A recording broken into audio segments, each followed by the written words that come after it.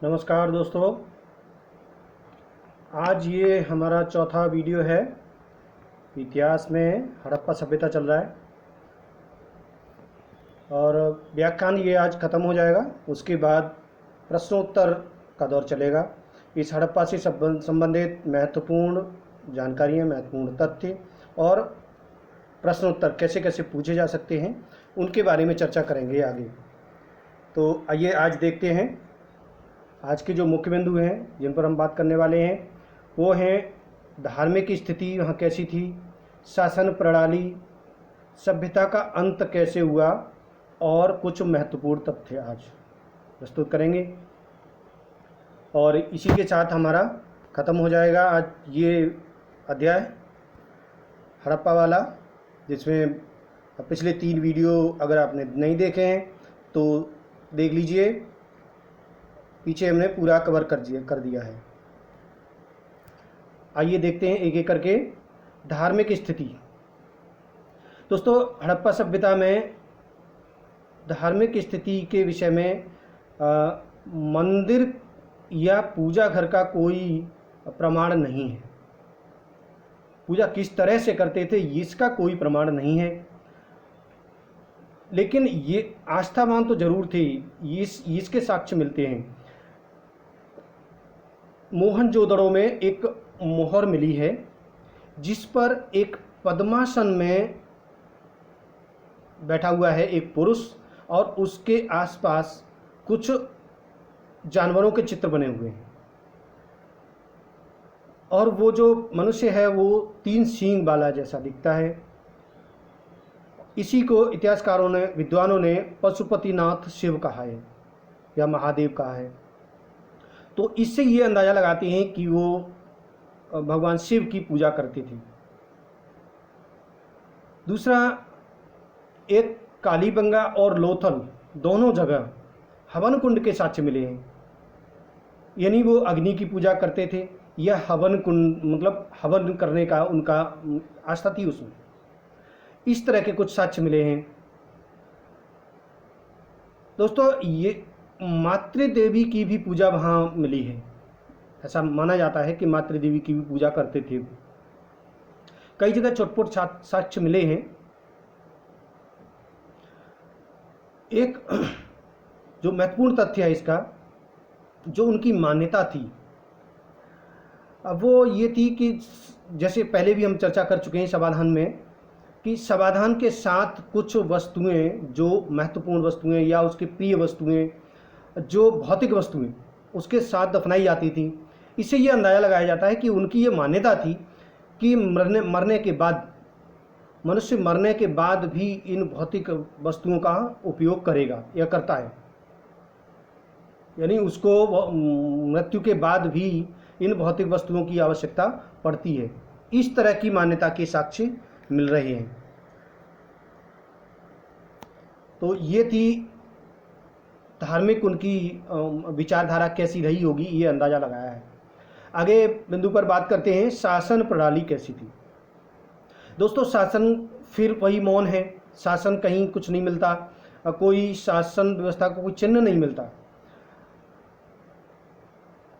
यहाँ पर एक पुरोहित राजा, एक मूर्ति जो खंडित मूर्ति मिली है वो अभी रखी हुई है हमारे ये पुरातत्व जहाँ जगह स्थल है वहाँ पर रखी हुई है, लेकिन इसका कोई प्रमाण नहीं है कि वो राजा ही होगा। ऐसा अनुमान लगाया गया है कि पुरोहित राजा रहा है, कोई अलग से कुछ नहीं था।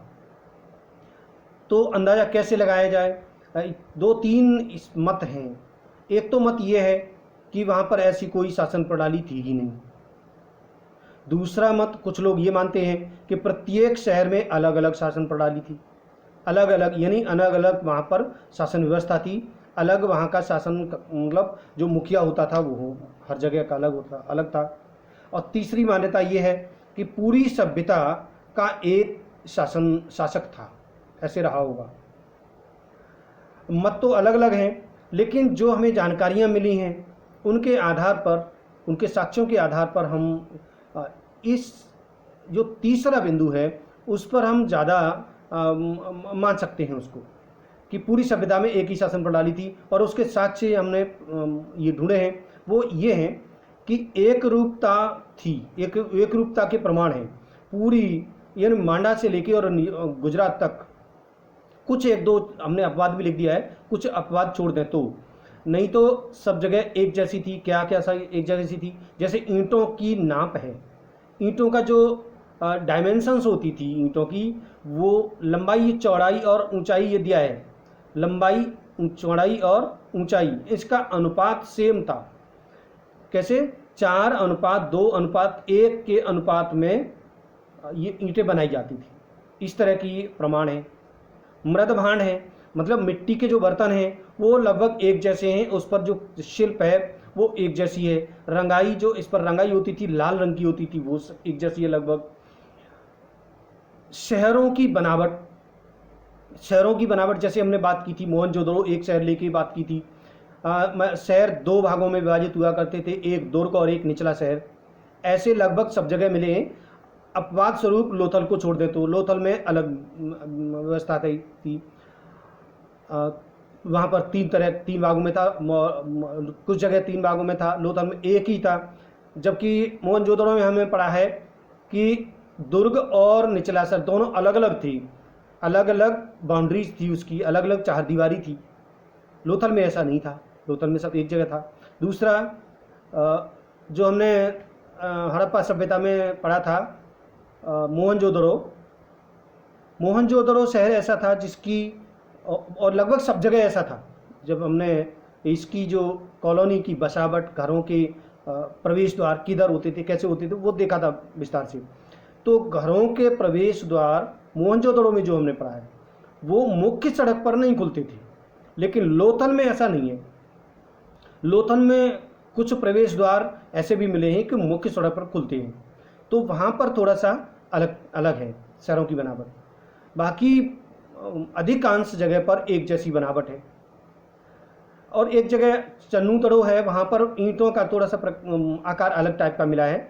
ये जो है घनाभ के आकार की ईंटें बाकी सब जगह मिली हैं, 4:2:1 के अनुपात है, वो घनाभ के आकार के ही हैं। और चन्नू तड़ो में वक्राकार मिली हैं, कुछ ईंटें वक्राकार मिली हैं। तो ये थोड़े से अपवाद हैं। बाकी जो इनकी शैली है, जो संस्कृति है, जो सभ्यता है, लगभग समान है। तो इन साक्ष्यों के आधार पर हम ये कह सकते हैं कि जो कोई एक शासक रहा होगा जो बहुत कड़ाई से सभी चीज़ों का पालन कराता होगा। तो ये माना जा सकता है कि कोई एक शासक रहा होगा, एक पूरी का, और सख्त शासक रहा होगा, ये प्रमाण मिलते हैं। तो ये रही होगी। और शासन प्रणाली कैसी थी, कितने क्या होते थे, ये तो पता नहीं चल रहा है। मोहनजोदड़ो में हमने एक चीज़ देखी थी, सभागार, बहुत बड़ा सभागार मिला है। तो ये हो सकता है उस समय की कोई पंचायत घर या उनकी जो शासक का जो केंद्र है, जैसे आज का पार्लियामेंट है, इस तरह के रहा हो। तो इसके संकेत मिलते हैं। और ऐसे भी माना जाता है कि चूँकि मोहनजोदड़ो हड़प्पा सभ्यता का सबसे बड़ा शहर था, तो हो सकता है वो राजधानी रहा हो। तो इस तरह के साक्ष्यों के आधार पर हम कह सकते हैं कि पूरी सभ्यता का एक शासक रहा होगा, और उसका जो मुख्य केंद्र है, मुख्य राजधानी है, वो मोहनजोदड़ो रही होगी। दोस्तों, आगे हम बात करते हैं सभ्यता का अंत कैसे हुआ। इसके विषय में 2 प्रकार के मत हो सकते हैं। एक तो प्राकृतिक कारण या मानवकृत कारण। तो प्राकृतिक में क्या क्या हो सकते हैं, किस तरह से विलोपन हो सकता है इस सभ्यता का। एक तो जलवायु परिवर्तन। जलवायु परिवर्तन दोस्तों एक लंबी प्रक्रिया होती है, एक दिन में सब कुछ नहीं हो जाता। जब जैसे अभी हम ग्लोबल वार्मिंग की बात कर रहे हैं आज के समय में, तो ग्लोबल वार्मिंग के समय में भी ऐसी बात कर रहे हैं कि आगे चल के भविष्य में ये पृथ्वी जलमग्न हो जाएगी और ये सभ्यता पूरी नष्ट हो सकती है।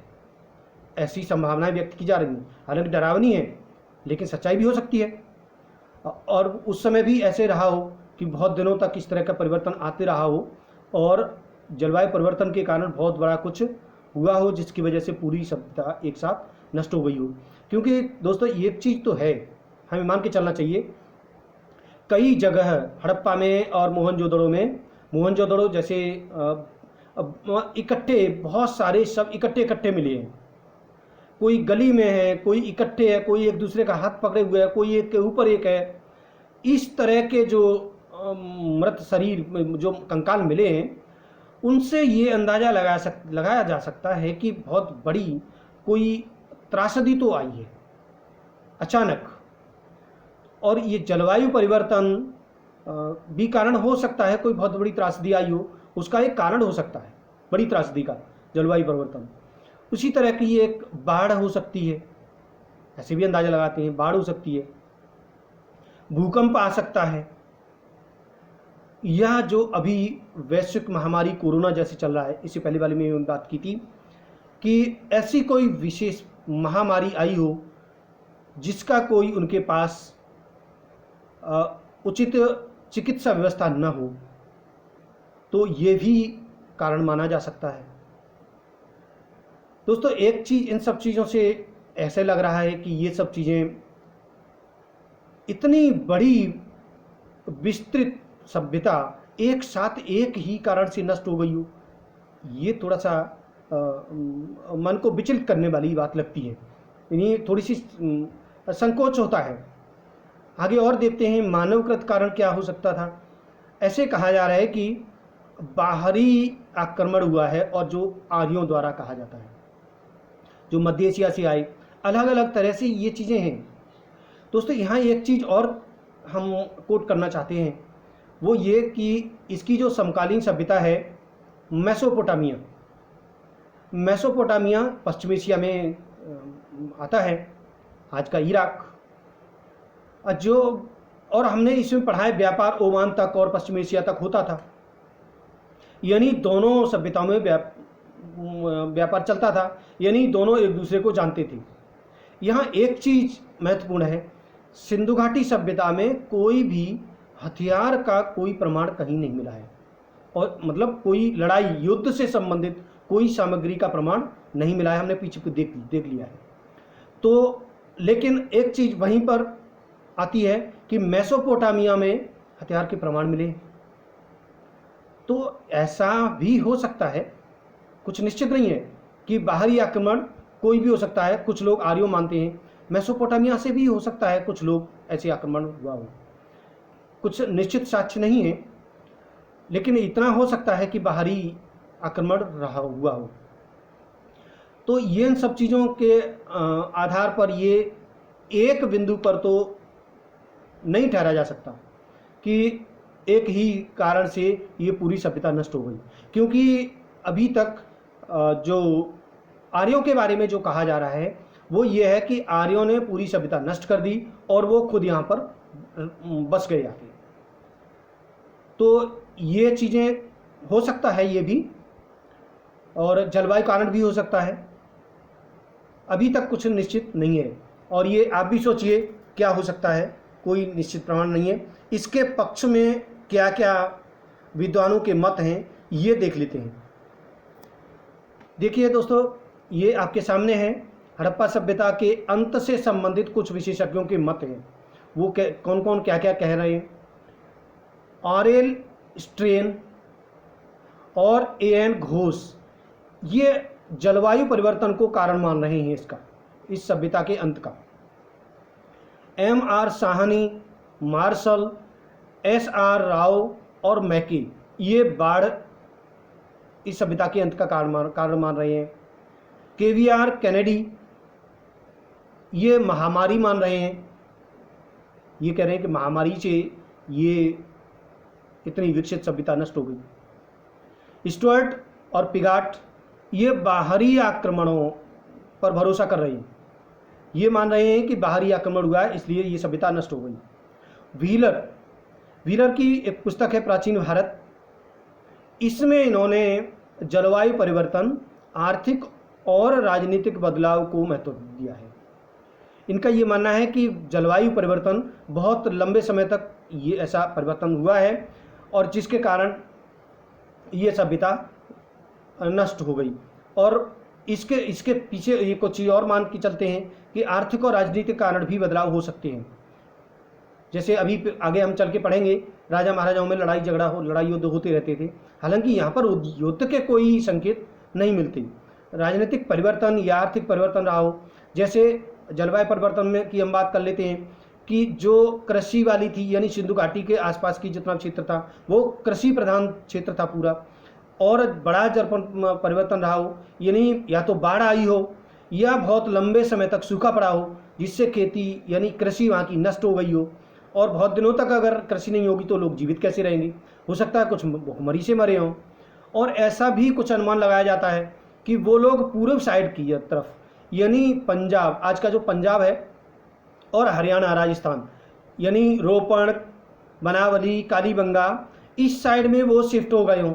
ऐसे हो सकता है, इसके भी प्रमाण मिल रहे हैं। कई संस्कृतियाँ मिली हैं, बनावली साइड में भी मिली हैं। तो ये भी प्रमाण हो सकता है कि साक्ष्य हो सकते हैं कि वहाँ से वो शिफ्ट कर गए हों इधर, और फिर कुछ राजनीतिक कारण हो गए हों, कुछ आक्रमण हुए हों। तो कुल मिलाकर ये माना जा सकता है कि कोई एक कारण से तो सभ्यता नष्ट नहीं हुई है। मिले जुले कारण कई रहे हैं जिसके कारण इस सभ्यता का अंत हुआ है। तो ये अंत से संबंधित तथ्य हैं जो हमारी जानकारी के अनुसार हैं, और इससे संबंधित आप भी कुछ जानकारी हासिल कर सकते हैं। शुरुआत हमने कर दी है, अब आप सोचते रहिए, और आगे कुछ हम और तथ्य ला रहे हैं। देखिए, हड़प्पा सभ्यता की विशेषताएं। दोस्तों, ये बहुत इम्पोर्टेंट है। जो बच्चे एकेडमिक में पढ़ रहे हैं, विशेषताएं बहुत आती हैं, जो लॉन्ग जो क्वेश्चन होते हैं उसमें अभी हम बात करेंगे कैसे कैसे क्वेश्चन आते हैं। तो सभ्यता से संबंधित ये 4-5 बिंदु तो बिल्कुल रट लीजिए इन बिंदुओं को, और समझा हम देते हैं। आद्य ऐतिहासिक युग ये सभ्यता थी। आद्य ऐतिहासिक हमने पहले भी इस पर चर्चा की थी। इतिहास को हम 3 भागों में देखते हैं। प्राक इतिहास, जहाँ पर कोई शिक्षा या लिपि की कोई उनके पास ज्ञान नहीं है, शिक्षा का या लिपि का कोई ज्ञान नहीं है। ऐसे इतिहास को हम जब पढ़ते हैं तो वो प्राक इतिहास में पढ़ते हैं, जहाँ पर लिपि के साक्ष्य तो मिलते हैं लेकिन उस लिपि को पढ़ा नहीं जा सका है। ऐसे जो कालखंड है उसको हम आद्य ऐतिहासिक में मानते हैं। तो ये जो है, ये इसकी लिपि के बारे में भी हमने चर्चा की थी कि ये चित्रात्मक लिपि है। चित्रों के माध्यम से ये लोग समझते थे एक दूसरे को। तो चित्रात्मक लिपि है इनकी, इसलिए, और वो पढ़ी नहीं जा सकी है, इसलिए ये आदि ऐतिहासिक सभ्यता है। क्लियर है ये पॉइंट। दूसरा, नगरीय सभ्यता है। ये जहाँ जहाँ हमने देखा है, ये शहर टाइप के ही जो जहाँ जहाँ बिंदु जो स्थल मिले हैं, वो उनकी जो बसावट है वो ऐसे लगता है कि वो शहर ही थी सब जगह। तो ये शहरी सभ्यता है, और बहुत व्यवस्थित बसी हुई थी। हर जगह जो स्थापत्य कला है वो लगभग एक जैसी थी, जो शहरों के जो बनावट है वो एक जैसी थी। तो ये और पक्की ईंटों की बने हुए थे। इससे हम ये अंदाज़ा लगा सकते हैं कि ये नगरीय व्यवस्था थी, नगरीय सभ्यता थी। अगला बिंदु याद रखिए, कांस्य युगीन थी। देखिए, पूर्व जो पहले की जो सभ्यता, हड़प्पा सभ्यता जो पूर्वकालीन है, उसमें तांबे का प्रयोग हुआ है। बाद में टिन को मिलाकर कांसा बनाया गया है। तांबे में टिन मिलाकर कांसा बनाया गया है। जो तांबा होता था वो थोड़ा मुलायम होता था, और उसके बाद की जो सभ्यता है उसमें कांसे का प्रयोग हुआ है। लोहे का ज्ञान नहीं था, ये ध्यान रखिए। इसमें बहुत बार ये प्रश्न ऑब्जेक्ट में भी आ जाता है कि लोहे का ज्ञान, इसमें ध्यान रखिए, लोहे का ज्ञान इसमें नहीं था। तो कांस्य युगीन सभ्यता है, इसमें कांस्य का प्रयोग हुआ है अधिकतर।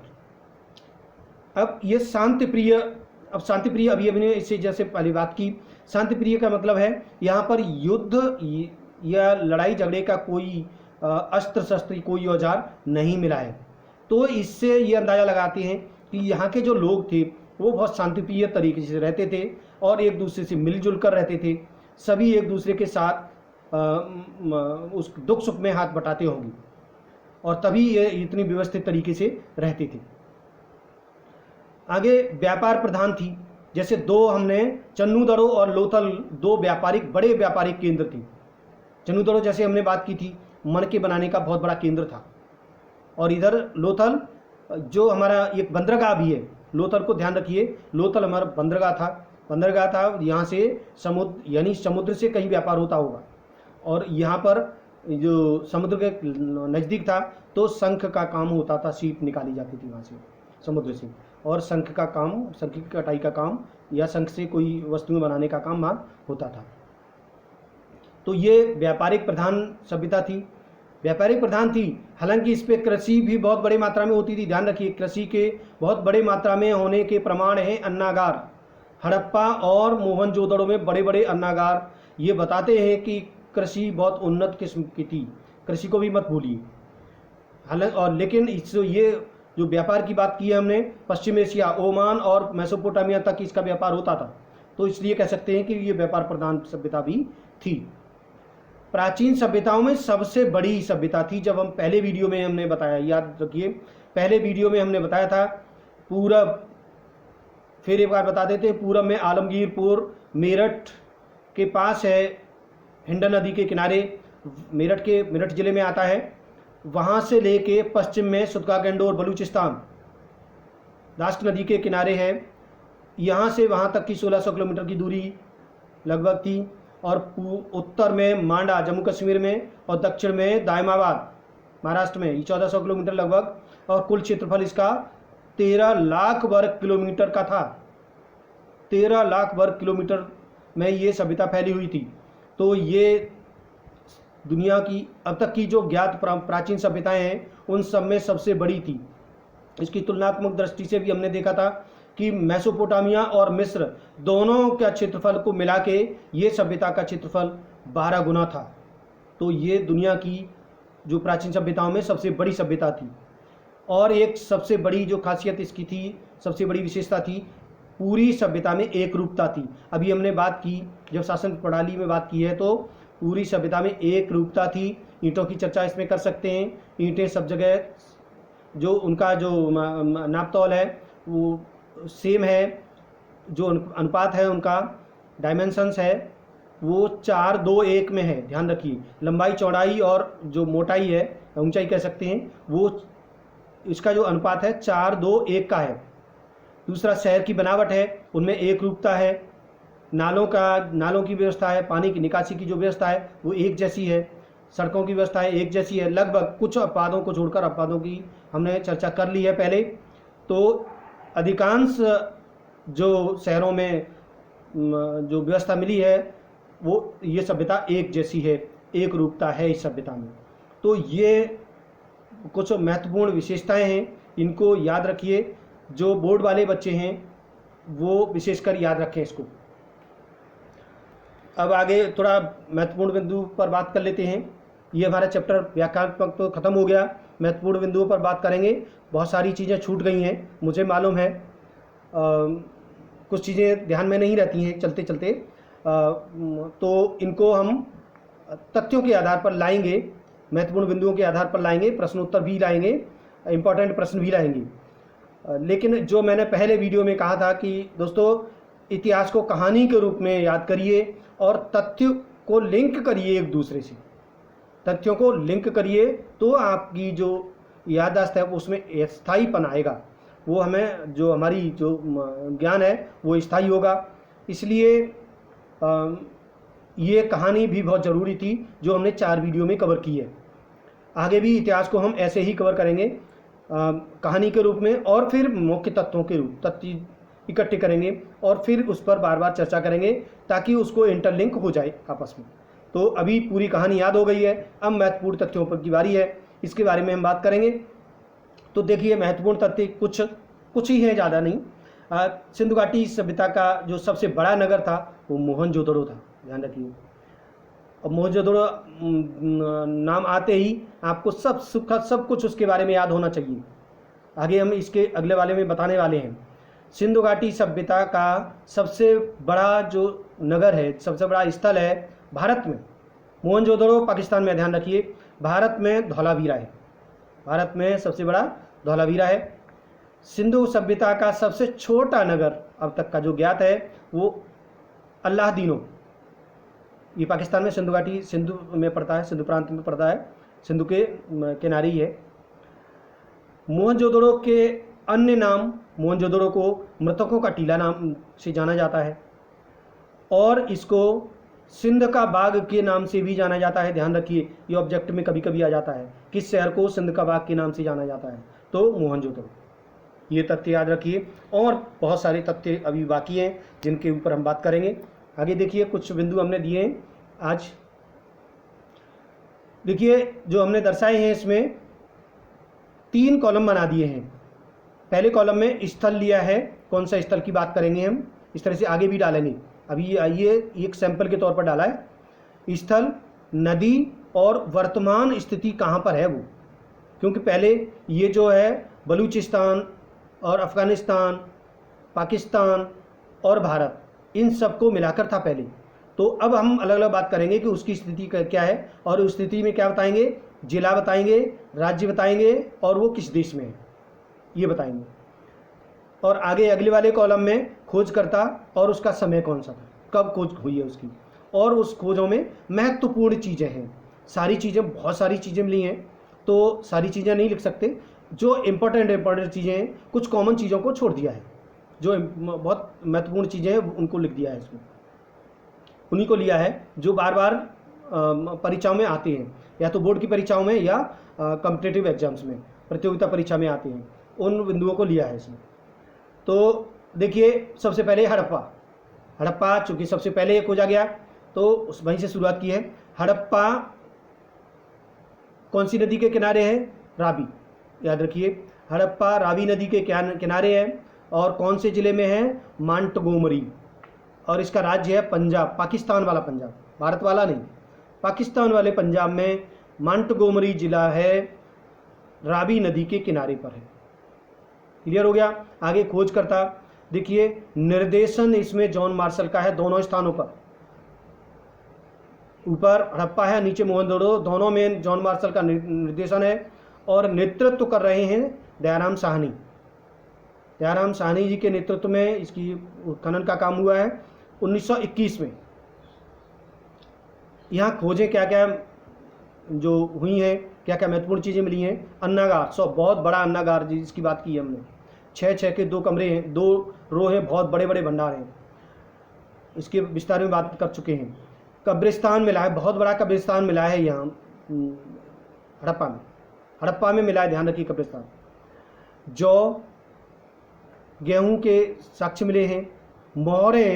मोहरों के बारे में ज़्यादा जानकारी हमने नहीं ले पाई, इसमें चर्चा नहीं हो पाई, तो मोहरों के बारे में ध्यान रखिए, इसके बारे में आगे हम प्रश्नों में लाएंगे। ये चीज़ें मेरे ध्यान में अब आई हैं। मोहरें,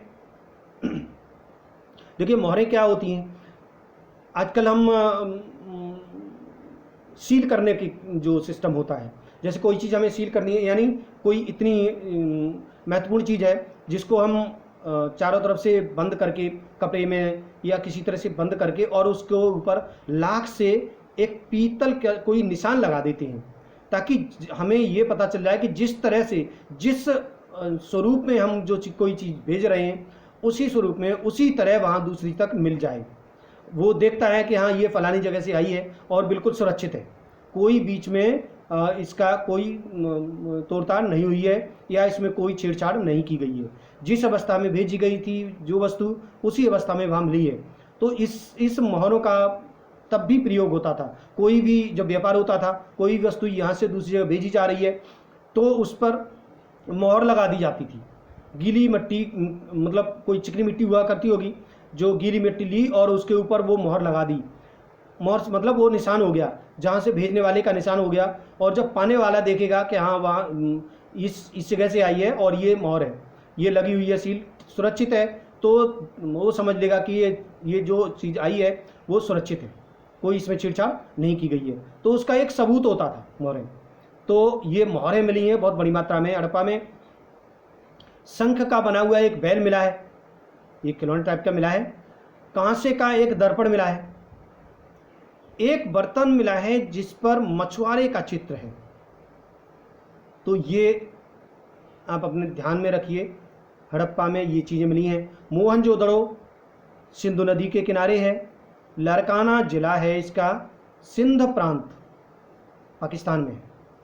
तो ये याद रखिए। निर्देशन इनका जो खोज करता है, निर्देशन जॉन मार्शल, नेतृत्व राखलदास बनर्जी, और इसका जो समय है 1922। ये दोनों लगभग एक साथ हुए हैं। तो दोनों के जो निर्देशन में, इसलिए याद रहेगा, दोनों एक साथ हुए हैं। एक ही निर्देशक थे जॉन मार्शल, और इनके जो इंचार्ज थे, जो नेतृत्व कर रहे थे, वो अलग अलग थे। तो पहले में दयाराम साहनी, इसको कर सकते हैं DR दयाराम, और इधर RD राखलदास, तो DR RD के नाम से जान सकते हैं।